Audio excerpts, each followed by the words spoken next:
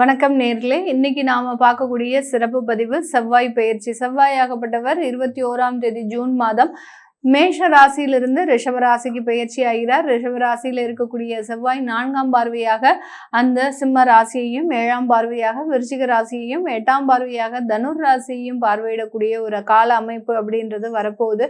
இது ஒரு கிட்டத்தட்ட ஒரு 45 நாட்களுக்கு இருக்கக்கூடிய ஒரு அமைப்பு தான். இந்த 45 நாட்கள்ல அந்த செவ்வாய் கேதுவை பார்க்கறதுனால அங்காரக கேது யோகம் அப்படின்னு ஏற்படக்கூடிய ஒரு தருணம். சனி பகவான் 3ஆம் பார்வையாக செவ்வாயை பார்க்கறதுனால யமயோகம் அப்படின்னு ஏற்படக்கூடிய ஒரு தருணமாக இருக்க போது. இதனுடைய அடிப்படையில இந்த கோச்சார கிரகங்களினுடைய அடிப்படையில என்னென்ன மாதிரியான ஒரு மாற்றங்கள் ஒவ்வொரு ராசி என்பர்களுக்கும் வரப்போகுது அப்படின்றதுதான் பார்த்துட்டு இருக்கோம். அதனுடைய வரிசையில இன்னைக்கு பார்க்கக்கூடிய ராசி என்பர்கள் தனுர் ராசி என்பர்கள்.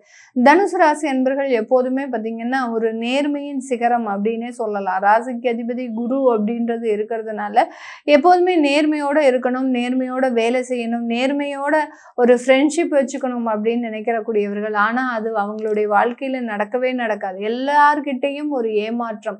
யாரைய நம்பி நீங்க இவங்க பழகுறாங்களோ அவங்க கிட்ட மிகப்பெரிய அளவுக்கு ஒரு ஏமாற்றம் அப்படின்றது இந்த தனுசு ராசி என்பர்களுக்கு இருக்கும். சில பேருக்கு குடும்பம் ரீதியான நல்ல ஒரு பார்ட்னர்ஸ் கிடைச்சாலும் கூட அதுல ஒரு சின்ன பயம் இருக்கும். எங்க நம்மளை விட்டு இவங்க பிரிஞ்சு போயிடுவாங்களோ, எங்க நமக்கு இவங்களால சில பிரச்சனைகள் வந்துருமோ அப்படின்ற மாதிரியான அந்த ஒரு நேர்மையின் காரணமாக சில தேவையில்லாத மன உளைச்சல்களை உடையவர்கள் இந்த தனுசு ராசி என்பர்கள். தொழில் செய்யறதுல மிகப்பெரிய ஒரு அனுபவம் வாய்ந்தவர்கள். இவர்களை மாதிரி யாராலையும் தொழிலே செய்ய முடியாது.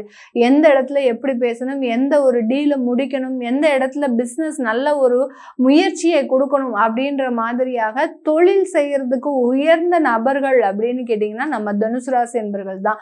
ஏன்னா ராசிக்கு 10ஆம் இடம் புதன். கன்னி ராசிக்கு அதிபதி புதன் இருக்கிறதுனால ரொம்ப கிளவரா அந்த தொழில் ரீதியான ஒரு அமைப்புகள் அப்படின்றது அதிகப்படியாக இருக்கும். அதே மாதிரி அதிகாரத்துவம் அப்படின்னு சொல்லக்கூடிய ஒரு டிசிப்ளின்டு மேனேஜ்மெண்ட் அப்படின்றது இந்த தனுசு ராசி என்பர்கள்னால அதிகப்படியாக கொடுக்க முடியும். ஒரு இடத்துல, ஒரு அலுவலகத்துல, ஒரு கார்ப்பரேட் நிறுவனத்துல, இப்படி எல்லா இடத்துலையும் ஒரு தலைமை வாய்ந்தவர்கள் இந்த தனுசு ராசி என்பர்களாக தான் இருப்பாங்க. நீங்க போய் பார்த்தீங்கன்னா தெரியும், உங்களுடைய அலுவலக அதிகாரிகளை போய் நீங்க ஜஸ்ட் ஒரு என்கொயரி பண்ணுங்க, உங்களுடைய ராசி என்ன ஏது அப்படின்னு கேட்டீங்கன்னா மேக்சிமம் பார்த்தீங்கன்னா தனுசு ராசியா தான் இருப்பாங்க. இவங்க தான் பார்த்தீங்கன்னா எல்லார்கிட்டையும் அட்ஜஸ்ட் பண்ணவும் தெரியும். அதே மாதிரி எம்ப்ளாயீஸ் கிட்ட எப்படி வேலை வாங்கணும் அப்படின்றதும் இந்த தனுசு ராசி என்பவர்களுக்கு தான் தெரியும். இவ்வளோ ஒரு திறமை இருந்தவர்களுக்கு சில இடத்துல பார்த்தீங்கன்னா நிறைய ஏமாற்றங்கள், வருமானம் சம்பந்தப்பட்ட ஏமாற்றங்கள். ஏன்னா இவர்கள் பெரிய அளவுக்கு வருமானத்தை நோக்கி டிராவல் பண்ணவே மாட்டாங்க. வருமானம் என்னைக்கு வரும் நாளைக்கு போகும் அப்படின்ற மாதிரி தாங்க இருப்பாங்க. அதனால அந்த உறவுகளோடையும் தான் கூட சேர்ந்து பயணிப்பவர்களோடையும் ரொம்ப அக்கறை காட்டுபவர்கள் இந்த தனுசு ராசி என்பர்கள்.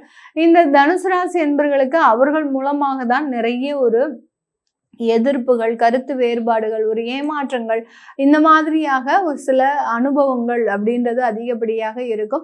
இவர்களினுடைய 6ஆம் இடத்துல செவ்வாயாகப்பட்டவர் பயிற்சி ஆகிறார். ருணரோக சத்ருஸ்தானத்துல பயிற்சி ஆகிறார். ரொம்ப ஒரு வலிமை வாய்ந்த ஸ்தானம்.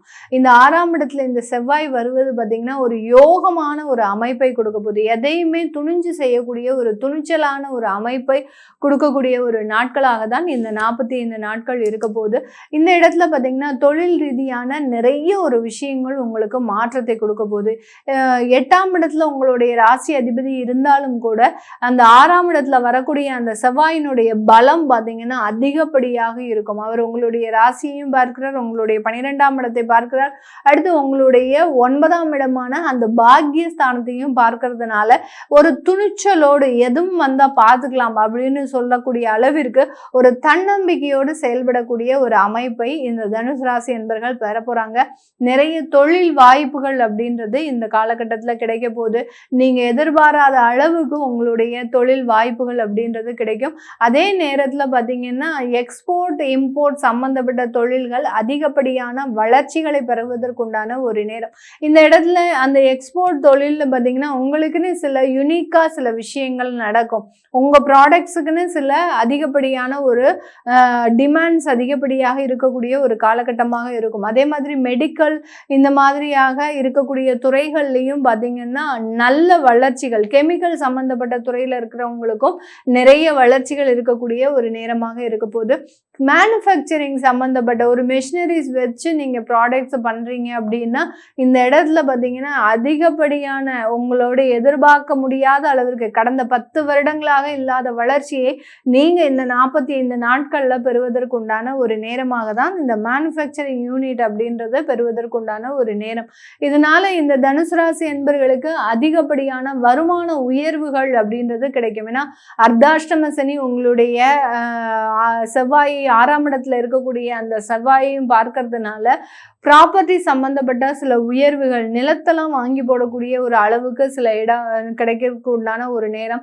அடுத்து பார்த்தீங்கன்னா ஒரு ட்ரஸ்ட் வச்சு நடத்திட்டு இருக்கிறீங்க அப்படின்னா இங்கெல்லாம் உங்களுக்கு தானமாக சில நிலங்கள்லாம் கிடைக்கிறதுக்கு உண்டான ஒரு நேரமாக இருக்கும். இந்த மாதிரியாக ஒரு டிஃப்ரெண்டான ஒரு அனுபவத்தை பெறக்கூடிய ஒரு நாட்களாக தான் இந்த 45 நாட்கள் இந்த தனுசு ராசி என்பவர்களுக்கு இருக்க போது. வரன் சம்பந்தப்பட்ட விஷயத்துல கொஞ்சம் குளறுபடிகள் இருக்கும். நீங்க பார்க்குற வரன் வேறையா இருக்கும். ஆனால் வீட்டில் அவங்களுடைய டேஸ்ட்டுக்கு தகுந்த மாதிரியான சில வரன்களை பார்க்கறதுக்கு உண்டான ஒரு நேரமாக இருக்கும். இந்த மாதிரியாகலாம் இருக்கும். அடுத்து பார்த்தீங்கன்னா காதல் திருமணங்கள் அப்படின்றது இந்த இடத்துல கொஞ்சம் தடைபடும். இந்த 45 நாட்களுக்கு எப்படியாவது நீங்கள் 3 வருஷமா காதல் பண்ணோம், இப்போ எப்படியாவது பெற்றோர்களின் சம்மதம் கேட்டு நாங்கள் திருமணம் பண்ணிக்கலாம்னு நினைக்கும் போது அந்த இடத்துல மறுபடியும் பெற்றோர்களோடு பிரச்சனை வந்துருச்சு அப்படின்னு நினைக்கக்கூடிய அளவிற்கு அந்த காதல் திருமணத்துல சில பிரச்சனைகள் இருக்கக்கூடிய ஒரு அமைப்பும் இந்த இடத்துல கோச்சார கிரகங்கள் கொடுக்க போது இந்த தனுசு ராசி என்பவர்களுக்கு.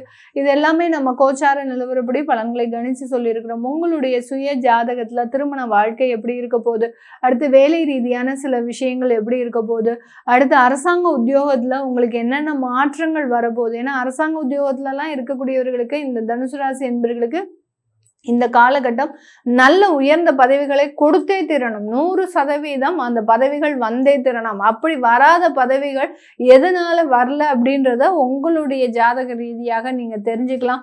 அது எப்போ வரப்போகுது, அதற்காக நம்ம என்ன தெய்வ வழிபாடு பண்ணணும் அப்படின்றதையும் நீங்க உங்களுடைய சுய ஜாதகத்தை பார்த்து தெரிஞ்சுக்கலாம். இதெல்லாம் பார்க்கணும் விருப்பப்படுறவங்க கீழே இருக்கிற நம்பருக்கு வாட்ஸ்அப்ல அப்பாயின்மெண்ட் வாங்கிக்கிட்டு நீங்க கன்சல்ட் பண்ணிக்கலாம். உங்களிடமிருந்து விடைபெறுவது உங்கள் ஆஸ்ட்ரோ பூர்ணா. நன்றி, வணக்கம்.